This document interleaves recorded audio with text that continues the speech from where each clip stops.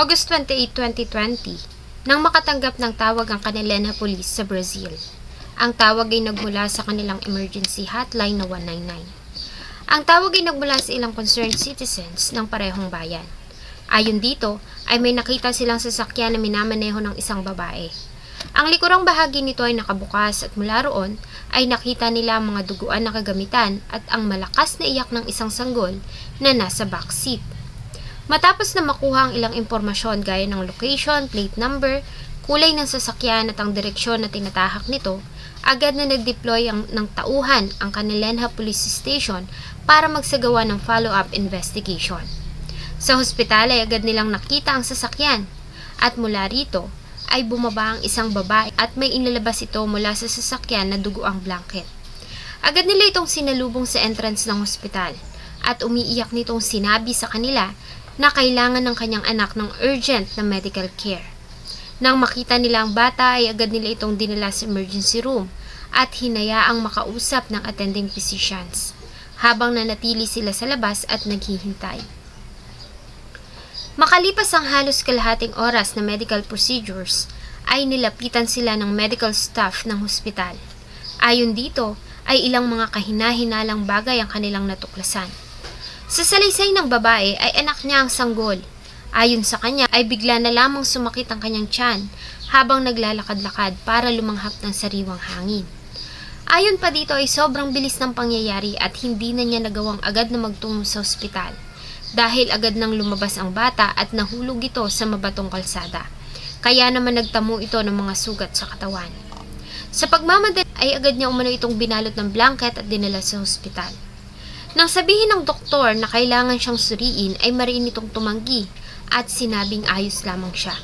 Ang kakaibang behavior na ito ng babae ay katakataka. Matapos na ma-examine ng sanggol ay nakumbinsi ang mga medical staff ng hospital na may mali.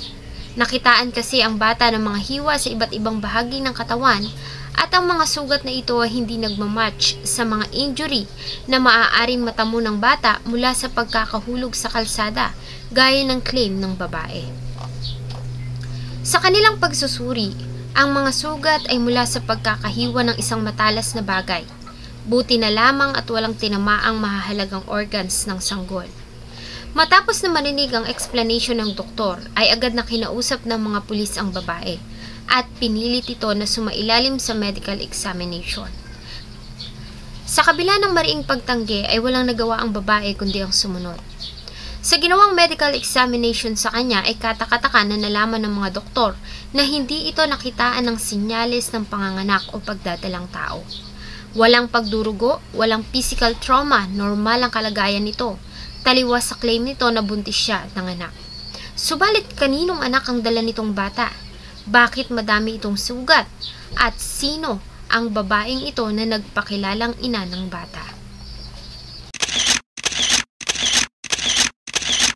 Bago ko po ipagpatuloy ang ating kwento, sa mga bago po sa channel ko at nais sa mga ganitong klase ng kwento ng krimen na nangyayari sa loob at labas ng ating bansa ay maaari pong pakipindot ang ating subscribe button at notification bell para ma-notify kayo pag may mga bago tayong upload na videos. Sa kabila ng medical results, ay hindi niya agad na kinumpronta ang babae. Sa halip, ay malumanay nila itong kinausap at inutusang tawagan nito ang kanyang asawa para dalhin doon ang mga dokumento na may kinalaman sa kanyang pagbubuntis. Sumunod naman ang babae at tinawagan ng asawa nito. Makalipas ang ilang sandali, ay humahangos na dumating sa ospital ang isang lalaki na nagpakilalang siya ang asawa ng babae at ama ng bata. Agad binasa ng medical staffs ang documents na dala ng lalaki. Subalit ganun na lamang ang kanilang pagkabigla nang makitang ang nasabing mga medical file ay pagmamay-ari ng isang babae na nagngangalang Flavia Gudenho. Ang ginang ay nakaschedule ng mga anak sa susunod na buwan ng September. At base sa resulta ng ultrasound nito ay babae ang nasa sinapupunan nito. Ang medical informations ay tumugma sa sanggol na dinala ng babae sa emergency room. Ang tanong, nasaan ang tunay na ina ng bata? At bakit pilit na ini-insist ng mag-asawa na anak nila ang sanggol? Dahil dito, una nang hinala ng mga pulis na may kinalaman ng lalaki na si Zulmiar sa krimen. Kaya naman agad nila itong dinala sa presinto at isinailalim sa questioning. Ilan sa mga katanungan ay kung saan niya nakuha ang mga medical files at kung saan ba nakuha ng kanyang asawa ang sanggol. Sa kabila ng mga katanungan ay litong-lito naman at nanginginig sa takot ang lalaki. Paulit-ulit niyang sinasabi na naguguluhan din siya at hindi alam ang mga nangyayari. Nang sabihin nila sa kanya na hindi buntis ang kanyang asawa, ay bigla siyang natulala, bago pinilit na hindi ito totoo. Ayon sa kanya ay buntis ang kanyang asawa, at sa katunayan ay siya mismo ang nag-aalaga dito dahil sa masela ng pagbubuntis nito. Sinabi niya rin na naramdaman niya ang bata sa loob ng tiyan ng asawa na gumalaw. Ipinakita niya pa sa mga investigador ang mga larawan ng maternity shoot ng asawa at ilang mga messages mula sa isang doktor na siya umanong private doctor na nag-aalaga sa asawa. Subalit ang nasabing messages ay agad nilang pinag-aralan at naidagdag pa sa mga ebidensya. Ayon sa report, ang nasabing messages ay nalaman nila na nagmula mismo sa phone na pagmamay-ari ni Rosalba. Mali-mali din ang spellings at mga medical terms na ginamit. Nang malaman ni Zulmiar ang mga ito, ay bigla ito nag-breakdown at humagulhol sa harap ng mga investigador.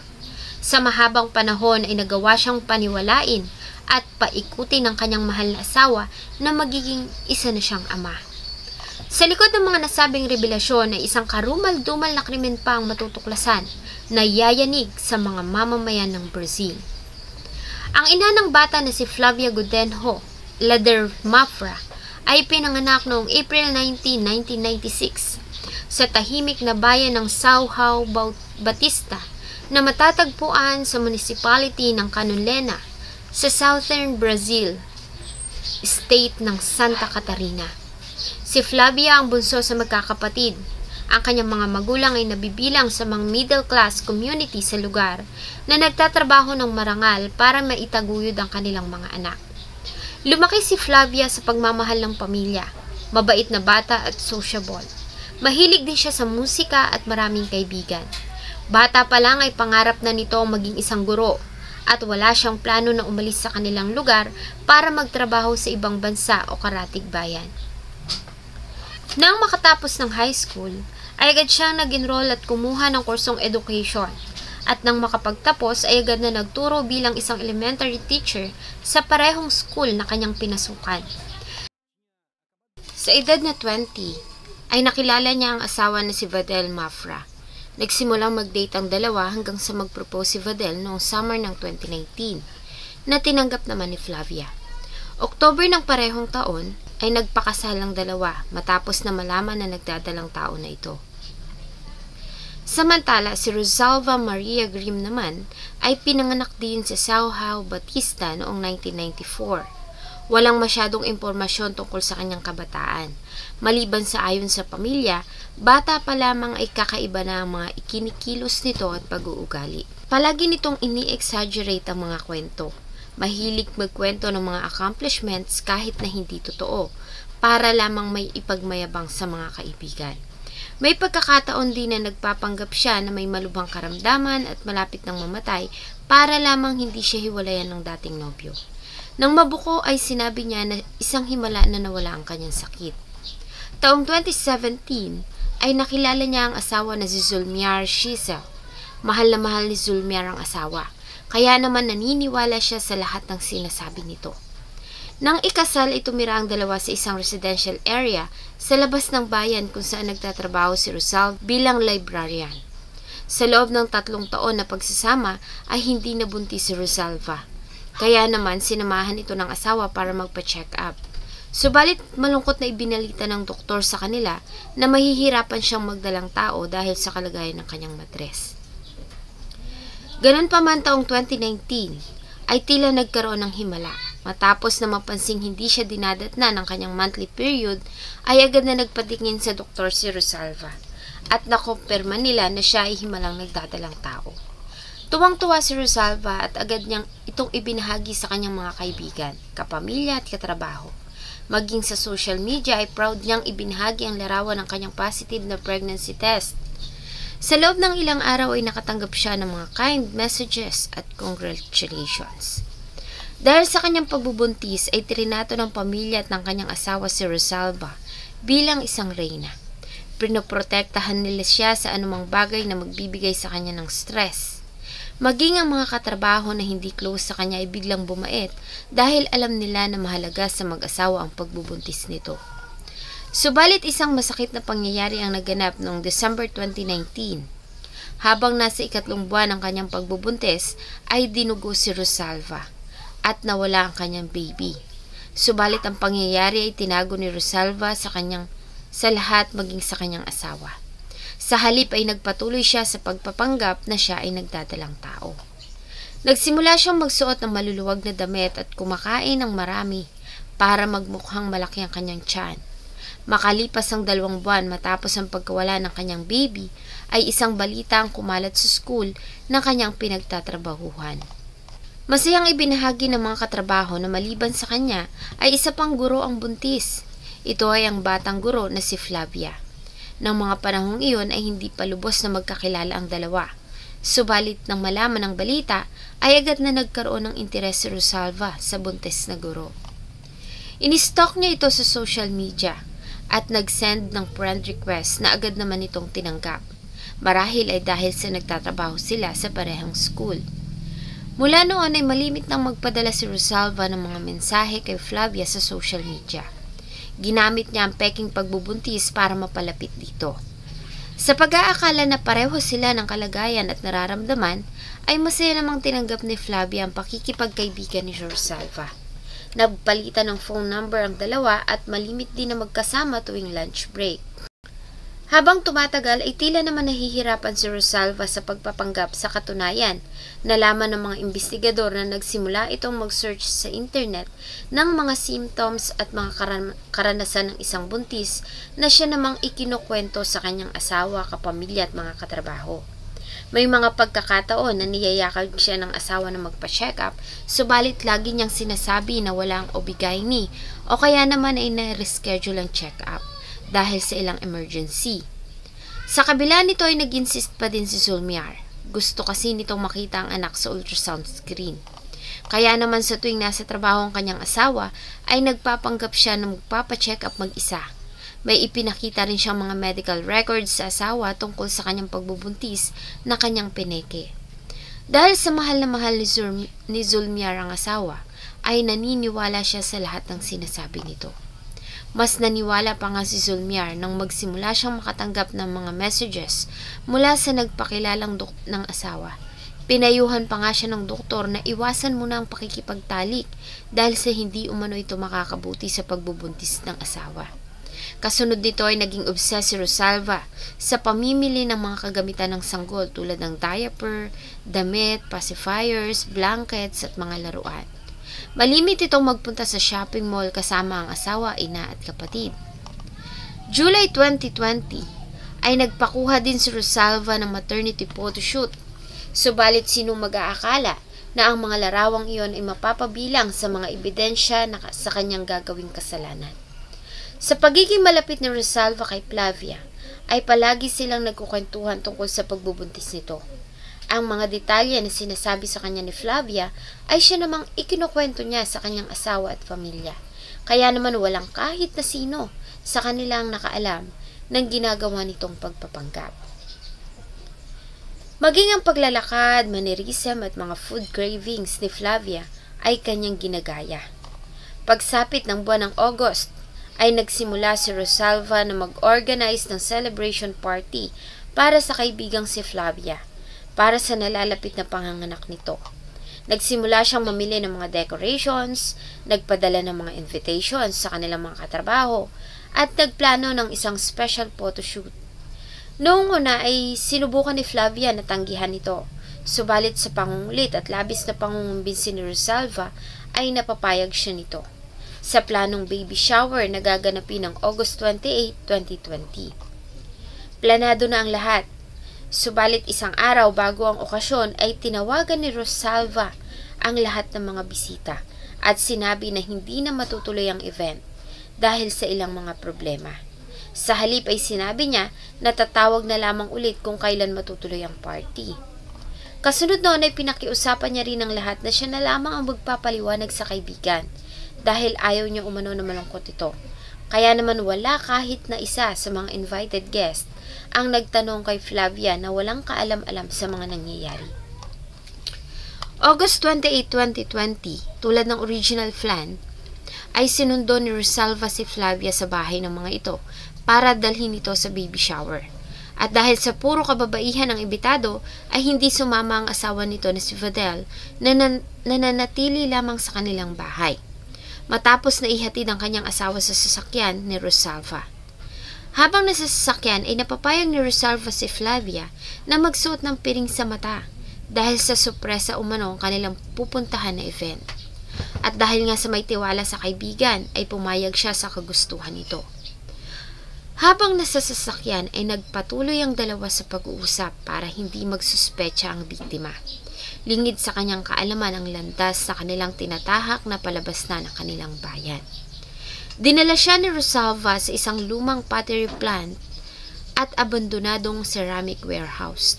Dahil nakapiring ay inalalayan ni Rosalva si Flavia pababa ng sasakyan at dahan-dahan na inalalayan papasok ng lumang gusali. Ang kakaibang katahimikan at amoy ay nakapag-alarma kay Flavia.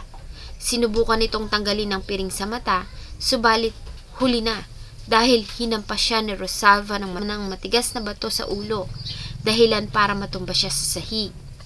Ayon kay Rosalva, ay hinampas niya si Flavia ng ilan pang beses hanggang sa tuluyan na itong mawala ng malay at lakas para makapanlaban. Nang masigurong wala na itong malay, ay agad niyang kinuha ang mga gamit na kanyang inihanda sa likuran ng kanyang sasakyan. Nagdala siya ng isang cutter, basahan at blanket. Walang experience si Rosalva sa kahit na anong may kinalaman sa medical procedures, kahit na nga sa human anatomy. Kaya naman wala siyang kahit na anong clue sa procedure ng C-section. Sa kagustuhang makuha ang bata sa loob ng sinapupunan ni Flavia, ay hindi siya nagdalawang isip. Gamit ang utility blade, ay hiniwa niya ang tiyan ng walang malay na kaibigan. Sa lalim ng pagkakahiwa, ay ilang beses na nasugatan ni Rosalva ang sanggol. Nang makuha niya ang sanggol ay agad na siyang nataranta. Hindi na siya nagkaroon ng pagkakataon na linisin ang mga ginamit na tools. Sa halip, agad niyang binalot ang sanggol sa blanket at inilagay ito sa backseat ng kanyang sasakyan. Mabilis niyang nilinis ang katawan at nagbihis, lahat ng mga dugoang damit at gamit ay itinapon niya sa trunk ng kanyang sasakyan. Sa pagmamadali ay hindi na nagawang ilak ng maayos ni Rosalva ang trunk ng kotse. Nang bahagya siyang huminto sa traffic light ay tuluyan nang nabuksan ang trunk ng kanyang sasakyan. Dahilan para mapansin ng mga tao na nasa kanyang likuran ang dugoang laman ng kanyang sasakyan. Kaya naman tumawag ang mga ito ng mga pulis. Nang tawagan ni Rosalva si Zulmiar ay sinabi niya na nasa ospital siya dahil sa panganganak, bagamat may mga komplikasyon. Sinabihan niya ang asawa na agad na magpunta ng ospital at dalhin ang mga medical file na may kinalaman sa kanyang pagbubuntis. Sinabi niya rin sa asawa kung saan ito matatagpuan. Ngunit nakalimutan ni Rosalva na sa parehong drawer niya din inilagay ang mga medical files na ninakaw niya sa gamit ni Flavia. Sa pagmamadali ay ang mga medical files ni Flavia ang nakuha ni Zulmiar at iniabot sa medical staffs ng hospital. Samantala, nang bigo na umuwi si Flavia sa kanilang bahay, ay agad na inireport ni Vidal Mafra ang pagkawala ng asawa sa mga pulis. Ayon sa kanya ay umalis ang asawa kasama ang kaibigan para umattend sa baby shower. Dapat sana ay nasa bahay na ito ng alas 9 ng gabi, subalit hindi ito umuwi at hindi niya rin ito makontak. Sinilimulan niya ring tawagan ng lahat ng mga kaibigan ng asawa na dapat sana ay kasama nito sa party. Subalit nagulat siya nang malaman na hindi iyon natuloy. Sinubukan ding tawagan ni Vidal si Rosalva, subalit hindi ito sumasagot hanggang sa tuluyan na nga mamatay ang cellphone nito. Sa pag-aalala sa kaligtasan ng kanyang mag-ina, ay wala na siyang sinayang na oras at agad na nag-report sa mga pulis. Ng mga oras na yon ay hindi pa natatanggap ng presinto ng police report galing sa ospital. tungkol sa kaso ni Rosalva at ng sanggol. Sa halip kinaumagahan ay nagsimula silang maghanap kasama si Vadel. Kasama ang pamilya, kamag-anak at mga kaibigan ni Flavia ay nagsimula silang maghanap sa masusukal na gubat at maging sa mga abandonadong gusali at factory sa lugar. Hanggang sa matagpuan na nga nila ang wala ng buhay nitong katawan at sa pagkagulat ng lahat ay bukas ang tiyan nito at nawawala ang bata sa kanyang sinapupunan. Nang makarating ang mga pulis sa crime scene, ay saka lamang nila natanggap ang report tungkol kay Rosalva at sa sanggol na dinala sa ospital, at doon lamang nila nalaman na magkarugtong ang dalawang kaso. Sa resulta ng ginawang forensic analysis sa katawan ni Flavia, nalaman nila na hinampas ito ng matigas na bagay ng 5 beses sa ulo, subalit wala sa mga nasabing injuries ang dahilan ng ikinamatay nito. Sa halip ayon sa autopsy ay namatay ang biktima dahil sa labis na nawalang dugo mula rito sanhi ng pagtanggal sa bata sa sinapupunan nito. Ang ginamit na cutter na recover sa crime scene katabi ng katawan ng biktima. Sa kabila nito ay sinailalim pa rin ang bata sa DNA testing kung saan ay malinaw na nakumpirma nila na ang bata ay anak nga ng biktima. Nakita din nila ang fingerprints ni Rosalva sa blade na natagpuan sa crime scene. Ang dugo ng biktima ay natagpuan din sa mga damit ni Rosalva, maging sa kanyang sapatos at buhok. Dahil sa planadong krimen ng pagdukot at pagpatay ay agad na kinasuhan si Rosalva ng patong-patong na kaso at para mas mapababa ang kanyang sentensya ay nagdesisyon siyang ilahad ang buong pangyayari ng detalyado mula sa simula. Sinubukan pa ng kanyang tagapagtanggol na pag-aanin ang kanyang sentensya sa pag-claim na nakakaranas siya ng psychological breakdown dahil sa pagkawala ng anak at obsesyon nito na maging isang ina. Subalit sa ginawang psychological evaluation base sa resulta, si Rosalva ay mentally competent at alam nito ang kanyang ginagawa. Dahil dito, siya ay pinarusahan ng 57 years na pagkakakulong. Napawalang sala naman at naklear sa lahat ng paratang ang kanyang asawa na si Zulmiar Chestel. Napatunayan kasi na wala itong idea sa lahat ng ginawa ng kanyang asawa. Agad siyang nag-file ng divorce at lumipat ng San Juan Bautista. Matapos ang legal proceedings ay nagdesisyon ang pamilya ni Flavia na umalis na din sa lugar at magpakalayo-layo kung saan lalaki ang kanyang anak na si Cecilia na malayo sa trahedya na sinapit ng kanyang ina. Para kay Vadel ay ayaw na niyang malaman ng anak ang masakit na sinapit ng ina nito na maaaring makaapekto sa bata. Ang kasong ito ay sadya namang karumal-dumal at naging sentro ng talakayan at mga debate sa Brazil maging sa kasalukuyan. Ang mga larawan ng pangyayari ay patuloy pa ding matatagpuan sa internet at social media at hanggang ngayon ay sariwa pa sa mga taga-Kanilenha ang pangyayari na tila ba kahapon lamang.